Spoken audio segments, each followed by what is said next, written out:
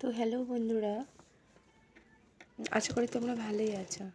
চলো আজকে আমি একটা চুড়িদারের ডিজাইন দেখাই তোমাদেরকে, যেটা হলো ব্যাক পার্টের ডিজাইন। তো এই ডিজাইন দেখাতে দেখাতে তোমাদের সঙ্গে আমি কিছু কথা শেয়ার করতে চাই, যেটা হচ্ছে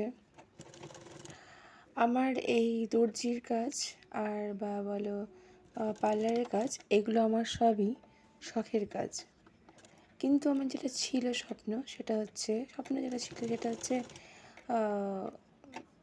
পুলিশ বা দেশের সৈনিক হওয়ার।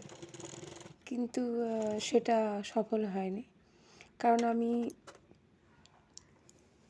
যখন ক্লাস 5 থেকে 10 পর্যন্ত মানে মাধ্যমিক দিয়েছি, তখন টানা খেলার প্রতিযোগিতায় আমি ফার্স্ট হতাম। যেমন খেলার মধ্যে ছিল 200 metre run, 400 metre run, long jump, high jump. প্রত্যেকটা খেলার আমার কাছে সার্টিফিকেট আছে, কিন্তু সেই সার্টিফিকেটগুলোর এখন আর কোনো মূল্য নেই। কেন বলো তো? সেই সময় বাবা মা যদি একটু পাশে থাকতো, তাহলে হয়তো আজকে আমি কিছু একটা হতে পারতাম। মানে তাড়াতাড়ি বিয়ে দেওয়ার জন্য, মানে আমি উচ্চ মাধ্যমিক দেওয়ার পর আমার বিয়ে হয়ে যায়। তো সেই সবের জন্য হয়তো আমি সেই জিনিসটা সফল হতে পারিনি। তো আমি প্রত্যেকটা খেলায় ফার্স্ট হওয়ার, মানে পৌরসভা পর্যন্ত খেলেছি, পৌরসভা ডিস্ট্রিক্ট পর্যন্তও খেলেছি, লং জাম্প, হাই জাম্প প্রত্যেকটাতেই ফার্স্ট হয়েছি। কিন্তু রাজ্যে যেতে পারিনি, তার আগে আমার বিয়ে হয়ে গেছে। তো এইগুলো একটা স্বপ্নই থেকে গেছে। তো আমি যেগুলো এখন করি সেগুলো আমার শখের কাজ। তো তবুও ভালো লাগে, কাজ আমার ভালো লাগে, যে কোনো কাজই। তো সেটার জন্য আমার কোনো আফসোস নেই। তবে একটা কথা বলতে চাই, মানে প্রত্যেকটা বাবা মাকেই বলতে চাই যে যারা মেয়ে তারাও কিন্তু তোমাদেরই সন্তান। যেমন ছেলে সন্তান, তো মেয়েও সন্তান, তাই না? তাদেরই সন্তান। তো তাদের অনেক কিছুই স্বপ্ন থাকে, যেটা হয়তো পূরণ করার পিছনে একটা বাবা মায়েরই দায়িত্ব থাকে, যে না আমার মেয়ের কী স্বপ্ন বা তার কী ইচ্ছা। দেখো, বিয়ে দিলে তো তাড়াতাড়ি বিয়ে হয়েই যায়। আজকে একটা ছেলে দেখলাম, কালকে দিয়ে দিলাম টাকা পয়সা, তাহলে তাড়াতাড়ি বিয়ে দেওয়া সম্ভব হয়।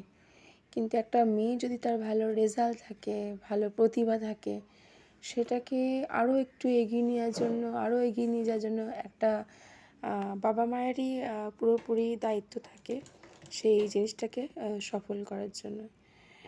কিন্তু আমার বাবা অসুস্থ ছিল সেই সময়, এটা বলবো না যে তাড়াতাড়ি বিয়ে দিয়েছে কোনো কারণে। আমার বাবা খুবই অসুস্থ ছিল সেই সময়, তো সেই জন্য হয়তো তাড়াতাড়ি দিয়ে দিয়েছে, সেটা নিয়ে কোনো আর আফসোস নেই।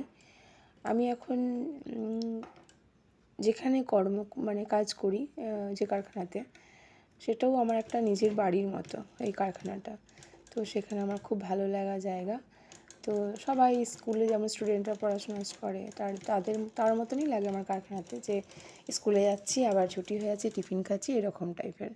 তো কারখানাটারও আমি এক সময় তোমাদেরকে কিছু দেখাবো, আমি কিরম কাজ করি ওখানে, কিছুদিন পর দেখাবো।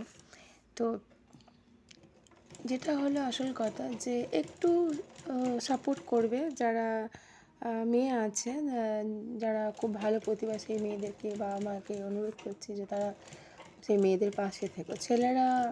সবসময় ছেলেরা কিছু করে দেখাতে পারবে তা নয়। ছেলে এমনও হতে পারে ছেলের মধ্যে যে গুণটা নেই, মেয়ের মধ্যে সেই গুণটা আছে। তাই মেয়েদেরকে একটু সাপোর্ট করা অবশ্যই দরকার। এমনও সময় হবে হয়তো সেই মেয়েই সেই বাবা মায়ের পাশেই দাঁড়াবে। হয়তো সন্তান, মানে ছেলে সন্তান দাঁড়াতে পারলো না, কিন্তু সেই বাবা মাকে সেই মেয়ে সন্তানই দেখবে। তো আশা করি বন্ধুরা তোমরা সবাই বুঝেছো, যারা দেখছো ভিডিওটা, যে আমি কি বলতে চাইছি। যে একটা কন্যা সন্তানের স্বপ্ন পূরণের কথা বলতে চাইছি। যাদের ইচ্ছা যেগুলো আছে, সেগুলো তো পূরণ করার জন্য একমাত্র বাবা মাই পারবে সেগুলো পূরণ করতে। হ্যাঁ, ছেলেরাও এগুলোই তাদের বাবা মা সাপোর্ট তো এমনি করে, কিন্তু অ্যাকচুয়ালি আমাদের মেয়েদের এই দেশে ততটা সেই চোখে দেখা হয় না, যতটা আমরা ভাবি যে আমাদেরকে দেখা উচিত। তো আশা করি ভালো থাকবেন।